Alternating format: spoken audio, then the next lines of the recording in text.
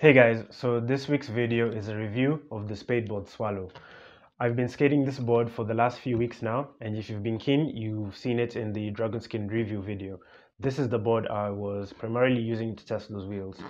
Right, before we get into the actual review, a bit of a disclaimer. Sp8boards did send me this deck for free, but I'm not going to let that impact my review in any way. Right, so first things first, some specs of this board. This board is 35 inches long. It has a width of 9.5 inches. It has wheelbase options between 22 and 25 inches. It's made with 12 plies of birch.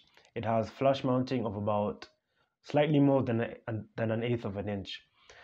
I did get mine a bit custom. It is a bit narrower. It's 8.9 inches, but everything else is largely the same. I think the concave might be a little bit mellower though than what is going to come with the stock version. Right, before we get into the actual review, let's briefly talk about Sp8boards and the role they play within the local community. So Sp8boards is based in Yorkshire in the United Kingdom. They make skateboards, cruisers, longboards, street luges, and butt boards, and they handcraft and hand paint every single one of them. And because they sort of do everything by hand, all the products are really sort of unique. Like you can get two of the same board with the same graphic, but it's never really going to be 100% the same. And this really gives it like a sort of personal touch. And when you buy a board from them, it really feels as though everything is unique and you really have like a sort of one-off piece. I don't really know how to describe it, but that's how it feels to own and have one of their boards. Right, so what sort of role does Sp8boards play in the community? So I'm good personal friends with their owner, Andy Sp8, and yeah, man, when I started getting into downhill and freeride back in 2016, he really was the person who showed me the way. When I started getting involved with the local community, Andy really was the person who gave me a guiding hand, really showed me a lot of local spots and showed me where I would be sort of safe to sort of go and practice downhill, and was more than willing to bring other people together so we could go skate some bigger hills and that sort of stuff. And those sort of people are really important for longboarding in general because they really get things going at a sort of grassroots level, and they really help keep such communities together. They're like the kingpin of the skateboarding community, I'd say. So I think it's really important to support people who do that. Right, let's get into the actual review. So first thing I want to talk about is how this board looks. This board looks pretty great in images, but looks amazing in person. I was really blown away by how pretty it looked and how well together it looked.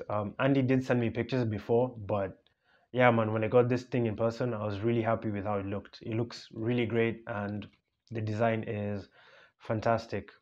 Another thing I want to talk about is how lightweight the board is. Despite being made with 12 plies of maple, the board is really lightweight. I'd say it's lighter than the 9-ply boards that I have, and that's saying quite something. And yeah, don't let that 12 plies of birch intimidate you. I think the birch plies are thinner than the maple ones because even though this is made with 12 plies, it's only a little bit thicker than the other 9-ply maple boards that I have. But despite being made with 12 plies birch, there is a bit of torsional flex. Now, how I tested for this flex is I would put my leg here and my other leg here, and I'd twist in other directions just to see if either side could articulate independent of the other. And this does have a little bit of flex. I didn't really notice any performance difference. I primarily freerided with this board and did a little bit of downhill, but I didn't really find any performance difference. I didn't get to take this board fast for some reasons, but I didn't really notice that it affected stability much or at all. I will say that I would have preferred it to be a little bit stiffer, primarily for downhill and sort of really pushing the limit with my skating, but I didn't really feel like it affected it. I did talk to Andy about this, and he said that on the upcoming boards or on the stock boards, it's going to have slightly narrower wheel wells, which is going to help stiffen up the board and add some rigidity. I don't know how much rigidity that is going to add, so if you want a properly stiff board, you can get Andy to add fiberglass to it, but that's going to cost you a little bit more. Next thing I want to talk about is the concave. Now, the concave of this board is quite mellow. it really is quite mellow. I made sure that Andy would make concave on my board mellow. Notice because Andy sort of hand makes everything, you can get one or two things tweaked to your sort of riding style and to your preference. But yeah, I got Andy to make the concave quite mellow. It has a very sort of gentle sort of feel to it. And yeah, it's really comfortable. Not much else to say about it. And because it's also really mellow, it has like very mellow rails as well. And for me, I hate boards that have a lot of rail because it's really hard for me to sit comfortably when doing hillside stuff. They uncomfortably raise up my heels and I can't squat very comfortably. And the board has no real concave features to speak of. It doesn't really have any W, it doesn't have any drop or any wheel flares or anything like that. It's just really a consistent sort of concave throughout. And in terms of practicality, I didn't really feel like it affected my riding experience at all. Occasionally, I would feel as though my foot would get lost at the back, but otherwise, nothing really. It felt perfectly fine and natural. I will say that maybe adding a torque block or some concave mods or implants at the back would add a bit more in sort of allowing you to know where your feet are. Right, next thing I want to talk about is the width. Now I got mine shaved down to about 8.9 inches, and I really felt that was perfect for me for both downhill and freeride. With freeride, I was able to pair it with 150mm wide trucks. With downhill, I was able to pair it with 120mm trucks because I was running slightly wider wheels. But yeah, I felt like the 8.9 width was really perfect for me. And though the stock board is going to be 9.5 inches, if you sort of want a board you can do downhill and then go do stand-up slides with, I'd urge you to ask Andy to make it 8.9 inches the way I have mine. Right, so another thing I really liked about this board is that the width is consistent from about here all the way down to about here. And for me, I really enjoyed this because for once I felt like I had enough leverage on my toes and like I didn't have too much leverage on my heels, because with other boards the taper starts around here and you end up having a narrow width here right over the front wheels. And with boards like that, I have always felt as though I have to grab rail in order to make the board do what I want when I'm doing sort of toe side stuff. But with this, I felt very comfortable not grabbing rail, and yeah, it was a positive experience. I will say perhaps there were other things that affected that, so take that with a pinch of salt. Another thing I want to talk about is the flash mounting. The board has about slightly more than 1/8 of an inch of flush mounting, and it also has wheel wells to accommodate for that, which are slightly more than 1/4 inch deep. The flush mounting did add to the performance. It made everything feel a little bit more stable, and when it came to the slides, it sort of helped feather out the harshness of transitioning into the slide. And this was really nice, and it felt good when skating really fast and doing sort of really quick stand-up slides as well, and just sort of hovering on that limit of or on that edge of grip. It was really nice, and I do like flush mounting. And also it was pretty nice for sort of wedging and de-wedging, because I had slightly more than 1/8 of an inch of flush mounting.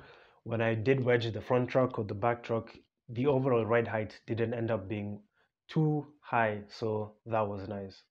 Right, next thing I want to talk about is the tail. So yeah, as you've noticed, it does have a swallowtail, and the swallowtail is cool, but after using the kick for a bit to sort of kick up the board, it has worn down and the tips have become a little bit dull.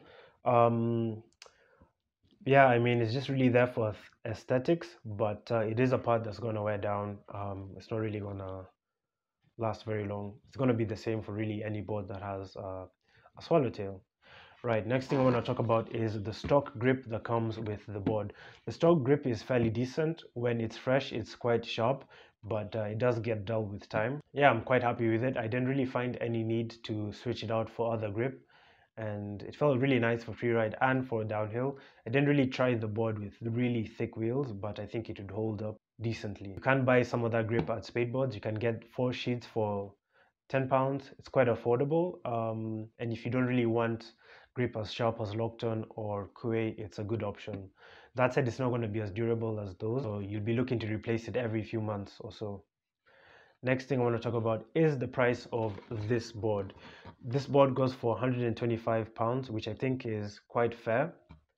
And yeah, there's not a downhill deck, modern downhill deck in the UK that I've seen that has that sort of price point. By modern, I mean something that has a narrow width or narrow wheelbases. I haven't seen something like that for that price. If you have, let me know in the comments. So how do I have mine set up? So I primarily skated this with RF1s for freeride, 150 millimeter wide RF1s with 87A hardcore bushings. The base plate that I had them on was 46 degrees with an aftermarket riptide pivot cup.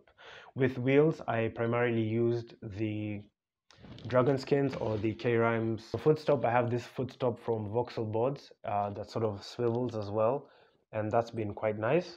I have it set up on the innermost mounting option in the front and rearmost mounting option at the back. I think that gives me a wheelbase of either 23 or 24 inches. I'm not sure, but it works fine for me.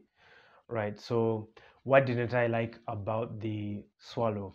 So the biggest thing for me would have to be the flex. Other modern boards are a little bit more stiff, and whilst I don't think the flex really affected my performance or my experience that much, I would like it to be stiffer as other boards are a little bit stiffer. Other than that, there's not much else that I can comment about, mainly because I got Andy to sort of trim it to the perfect size for me. So yeah, it's kind of cheating, not gonna lie, but yeah, it's fits what I like, so I don't really have much else to comment about. But yeah, so who should get this board? If you want a board that you can sort of do both freeride and downhill on, this is a good option. If you want to support a local shop that does great things for the local community, this is a great board.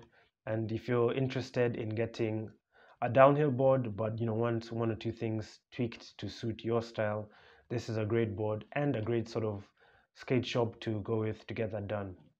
Who should get it? If you really can't get over the hurdle of the torsional flex thing, don't get this board. Flex isn't that bad, but I know a lot of people out there are not going to be super happy with it. Anyway, so where can you get this board? You can buy it from the Sp8boards shop. There's going to be a link in the description. Right, so big thanks to my patrons for supporting me. One of the reasons I'm able to do this review. Big thanks to Andy for sending me this board and giving me the opportunity to review it.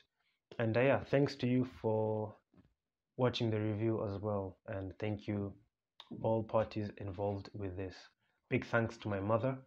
Big thanks to my aunt. And yeah, so yeah, pretty much it. Thanks for watching the review, guys.